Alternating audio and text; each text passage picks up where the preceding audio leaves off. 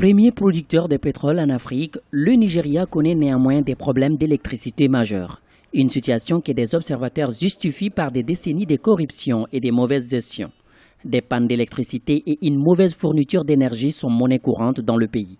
Dans le but de stimuler l'offre, l'État a confié la charge des entreprises énergétiques et des sociétés de production à des opérateurs privés. Mais la situation reste la même. De nombreuses sociétés de distribution ont déposé le bilan pour cas de force majeure, ce qui signifie qu'elles ont constaté qu'il y avait un problème. Pourquoi? À cause d'une incertitude réglementaire, ils estiment que ce qu'ils ont vu de la commission de réglementation au début quand ils étaient en concurrence n'est pas ce qu'ils reçoivent maintenant.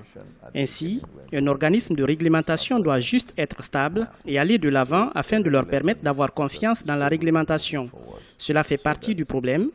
Ensuite, certains des investisseurs peuvent avoir pensé que c'était juste un secteur où aller et se faire de l'argent.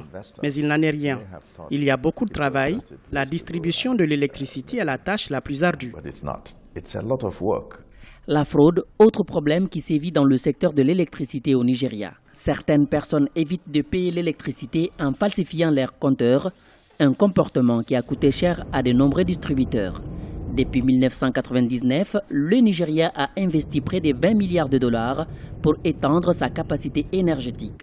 Cependant, le pays produit seulement 4000 MW d'énergie, insuffisant pour couvrir les besoins du pays le plus peuplé d'Afrique.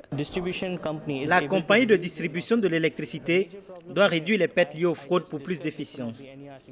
Selon les experts, les pertes représentent près de 50% de la production totale. Quand nous serons capables de ramener ces pertes à un taux de 20 ou 15%, il n'y aura plus de crise énergétique.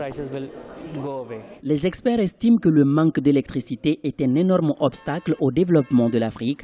Pour faire face à la crise énergétique dans l'espace CEDEAO, les acteurs de l'industrie de l'énergie, les experts et des responsables gouvernementaux se sont réunis à Lagos, au Nigeria, les 16 et 17 juin 2015. L'objectif de ce sommet ouest-africain de l'énergie était de discuter des défis et des solutions possibles en vue d'améliorer l'approvisionnement en électricité dans la région et attirer davantage d'investisseurs.